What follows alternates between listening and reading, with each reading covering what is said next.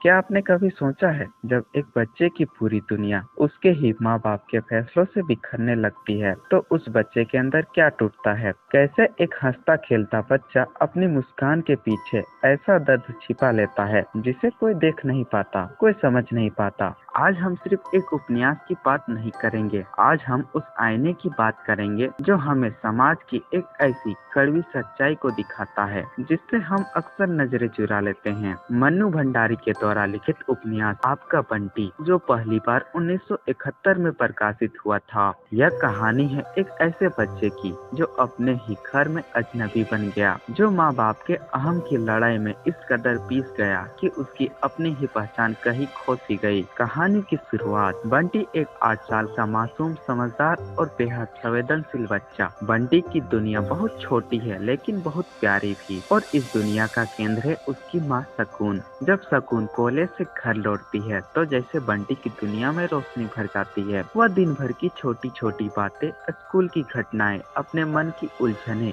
सब कुछ माँ को सुनाता है। बंटी के पिता अजय, जो कि कलकत्ता में रहते हैं, वे कभी कभी छुट्टियों में मिलने आते हैं। बंटी उनके खतों का इंतजार करता है, उनकी आने वाली छुट्टियों के सपने देखता है। उसके लिए माँ और पापा एक हैं, भले ही वे अलग अलग शहरों में रहते हों। घर में एक और सदस्य हैं, फूफी। वो बंटी की देखभाल करती हैं, सकून की गैर मौजूदगी में उसका पूरा ख्याल रखती है। उसकी दुनिया इन्हीं 3 लोगों के आसपास घूमती है। बंटी यह नहीं जानता कि उसके माँ बाप के बीच असल में क्या चल रहा है, लेकिन वह उस तनाव को महसूस करता है जो उसकी माँ के चेहरे पर कभी कभार उतर आता है। और एक बच्चा जब यह नहीं समझ पाता तो सवालों के जवाब अपने मन में ढूंढने लगता है, और फिर वह तूफान आ ही जाता है जिसका नाम है तलाक। शकुन और अजय दोनों पढ़े लिखे, आधुनिक और अपने अपने अहम में उलझे हुए लोग। इनके बीच की दूरियां अब एक कानूनी फैसले में बदल चुकी थी।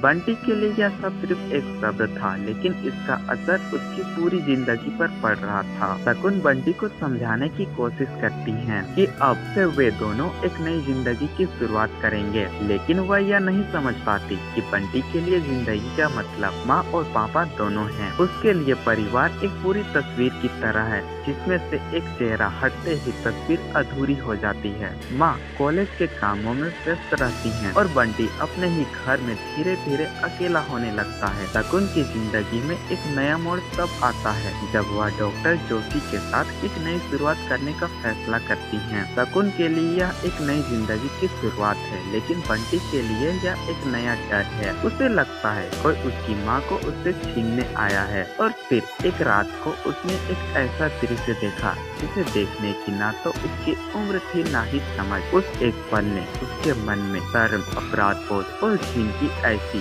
गांठ बांध दी जिसे वह कभी खोल नहीं पाया। उस रात के बाद बंटी बदल जाता है। वह चिड़चिड़ा हो जाता है, गुस्सैल हो जाता है। स्कूल में भी उसका मन नहीं लगता।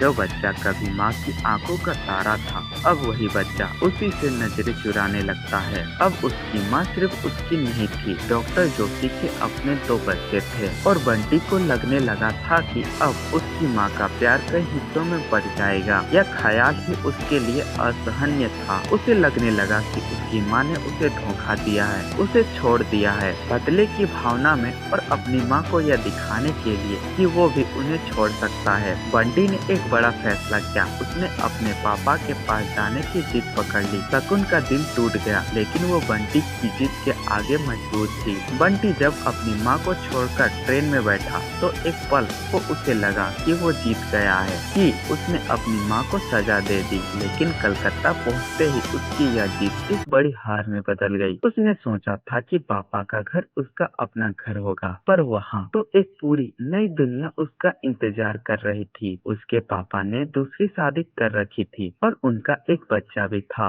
घर में एक नई माँ थी। एक ऐसा माहौल था जो उसके लिए बिल्कुल अजनबी था। यहाँ पर भी वो एक बाहरी था, एक मेहमान जिसे कोई समझ नहीं पा रहा था। जिस अपनेपन की तलाश में वो अपनी माँ को छोड़कर आया था, वो उसे यहाँ भी नहीं मिला। अब बंटी की जिंदगी एक अजीब दोराहे पर खड़ी थी। वो ना तो पूरी तरह अपनी माँ का था और ना ही अपने पिता का। जब वह माँ के पास था तो उसे पिता की याद आती, और जब वह पिता के पास आया तो उसे माँ की कमी खलने लगी। उपन्यास का अंत बंटी के कलकत्ता में अपने पिता के घर पर रहने के साथ होता है, जहाँ वह अजनबियों के बीच खुद को और भी अकेला महसूस करता है। वह एक सामान की तरह एक घर से दूसरे घर भेज दिया गया था। बंटी अब ना तो शकुन का है न अजय का, वो तो बस आपका बंटी है, एक ऐसा नाम जो अपने आप में एक पूरी त्रासदी को समेटे हुए है। और एक सवाल छोड़ जाता है कि इस बच्चे का आखिर है कौन। मन्नू भंडारी की भाषा शैली सरल, सहज, संवेदनशील और यथार्थ से भरी है। इन्होंने कथनांक को छोटे छोटे मार्मिक दृश्यों में बांधा है, जिसे हर पात्र की मन की स्थिति साफ झलकती है। इन्होंने बिना किसी आरोप प्रत्यारोप के बच्चों और बड़ों